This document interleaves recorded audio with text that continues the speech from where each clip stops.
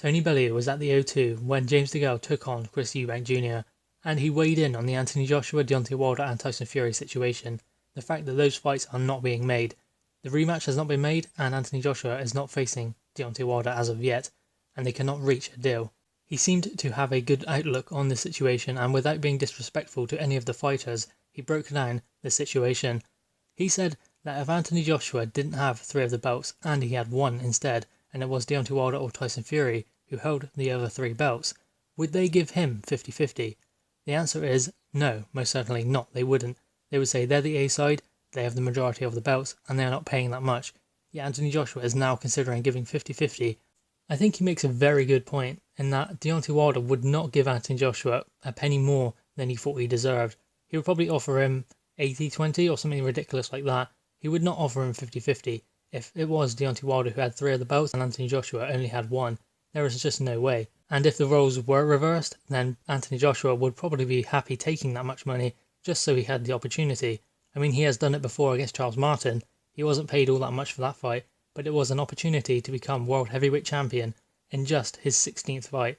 So he took the opportunity. He dared to be great, and it paid off. And look at him now.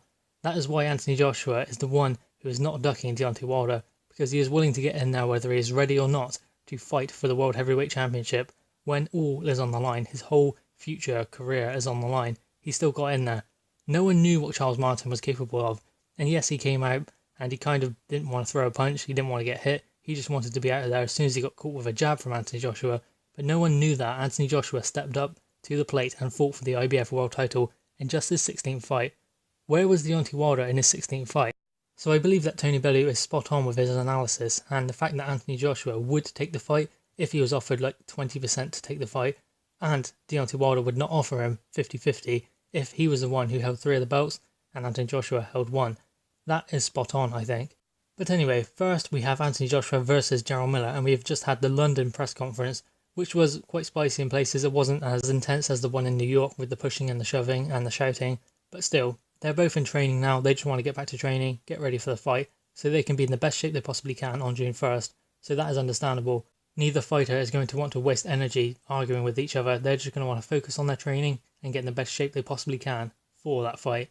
In the fight itself, I see Anthony Joshua coming out jabbing. I hope he doesn't come out swinging, because then he is vulnerable to get caught with a counter punch. And I know Jarrell Miller is not really known as a big heavy puncher, a one-punch knockout fighter, but still, it only takes 1 punch at that weight, and there's a lot of weight behind that punch if Jarrell Miller throws it correctly and lands where Anthony Joshua does not see it coming. So Anthony Joshua needs to come out jabbing, which I think he will, moving his feet well and not falling in with shots like he was with Povetkin. He needs to move well and keep Jarrell Miller at range with that jab, and then break him down slowly. Maybe even work to the body. I know he's not really known as a big body puncher, but still, that would pay its dividends against Jarrell Miller, where he is a bit soft around the midriff.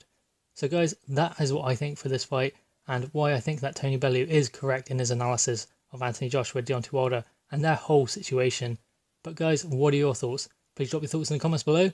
Please like the video and subscribe for more content. Thank you guys.